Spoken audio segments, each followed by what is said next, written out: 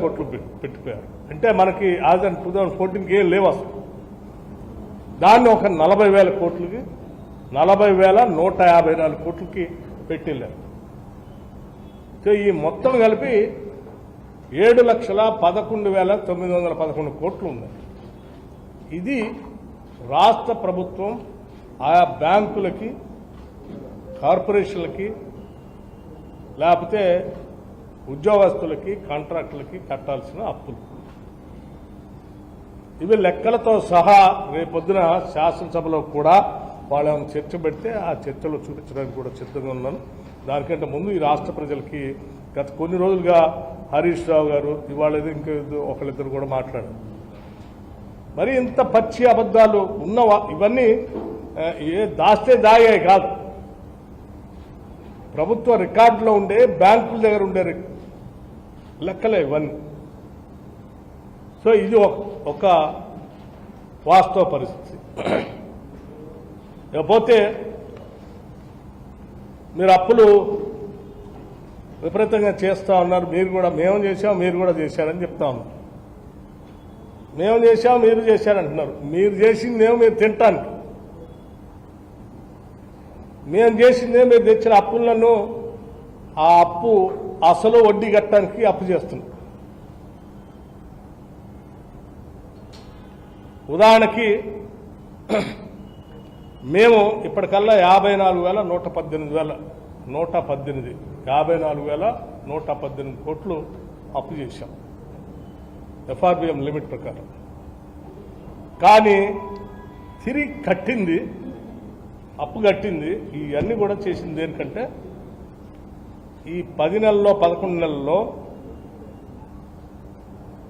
66,772 కోట్లు అప్పు వడ్డీ కలిపి కట్టాం. అంటే తీసుకున్న అప్పే సరిపోక ఇంకా రాష్ట్ర ప్రభుత్వం నుంచి ఆదాయాన్ని కూడా కలిపి మీరు తెచ్చిన అప్పు మీరు తినడానికి మేము కట్టింది 66,722 కోట్ల రూపాయలు.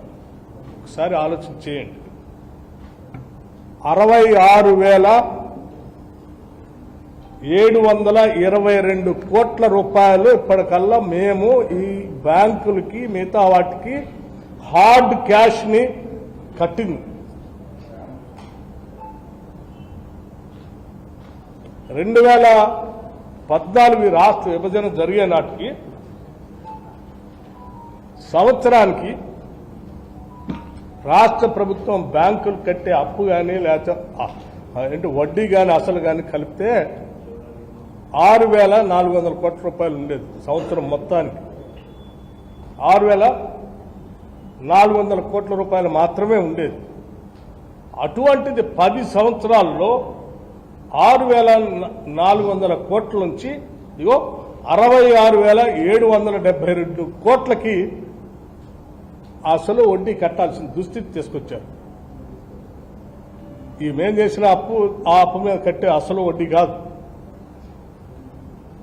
మహానుభావులు 10 ఏళ్లు చేసినటువంటి అప్పుకి మేము కడుతున్నట్టు. ఇది ఈ లెక్క కూడా దాస్తే దాగేది. ఎందుకంటే మేమంతా బ్యాంకులు కట్టేది లెక్క ప్రకారం ప్రతి నెల బ్యాంకులో కంప్యూటర్స్లో ఆర్బీఐ దగ్గర స్పష్టంగా ఉంటుంది. ఎవరికైనా డౌట్ ఉంటే తీసుకోవచ్చు. ఇది పరిస్థితి.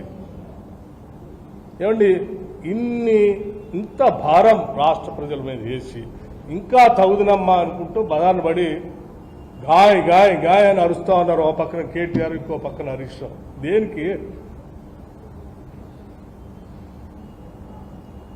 ఇంకో ఆయన మాట్లాడుతాడు రెసిడెన్షియల్ స్కూల్ గురించి ఏం పట్టించుకోవట్లేదు, మేము పోతాం అన్నాం. అసలు మీరు పట్టించుకుంటే 10 ఏళ్ళు పట్టించుకుంటే ఈ పరిస్థితికి వస్తుంది. 10 ఏళ్ళు పెరిగిన ధరలకు అనుగుణంగా మీరు రేట్లు పెంచలేదు కాబట్టే వాళ్ళ పెట్టే భోజనానికి కాంట్రాక్టులు సప్లై చేసేదానికి డబ్బులు సరిపోగా ముక్కిదో ముసిపోయిందో దేనిపై వాళ్ళు సప్లై చేస్తే అందులో పురుగులు వచ్చా, లేకపోతే ఇంకేదో ముక్కిపోయినవి వచ్చా. సరైన డబ్బులు పెంచున్నట్లయితే, మేము పెంచినట్టే మీరు పెంచున్నట్లయితే క్వాలిటీ ఫుడ్ దొరికేది, వాళ్ళకి ఆ ఇబ్బందులు కూడా ఉండేవి కాదు. ఇది మీ పాపమే కదా. మళ్ళీ ఇంకో ఆయన పోతాడు, ఆ రెసిడెన్షియల్ స్కూల్లో ఏది టాయిలెట్ సరిగా లేదు, నీళ్లు సరిగా లేదు. 10 ఏళ్ళు మీరే కదా కట్టకుండా వదిలేసిన దాన్ని. అందుకే కదా మేము రాగానే ఇంటిగ్రేటెడ్ రెసిడెన్షియల్ స్కూల్స్ అద్భుతంగా ఉండాలని ఇన్ఫ్రాస్ట్రక్చర్ ఇంటర్నేషనల్ స్టాండర్డ్లో తయారు చేసి 5,000 కోట్ల రూపాయలు ఈ సంవత్సరమే ఖర్చు పెట్టి వీటికి కట్టాలని ప్రయత్నం చేస్తా ఉన్నాం. ఇది కాదన్నట్టు ఇంకో ఆయన అంటాడు ఓట్లు కొనట్లేదు, లేకపోతే ఏది బోనస్ ఇవ్వట్లేదు. ఈ రాష్ట్ర వ్యాప్తంగా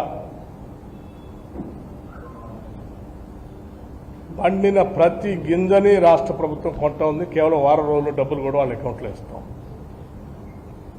సన్నాలు బోనస్ 500 ఇస్తా అన్నాం, 500 రూపాయలు బోనస్ కూడా వేసేస్తాం. వ్యవసాయానికి మేము ఇచ్చినటువంటి ప్రాధాన్యత చెప్పినట్టుగానే పండిన హైయెస్ట్ పంట ఈరోజు రాష్ట్రంలో పండింది.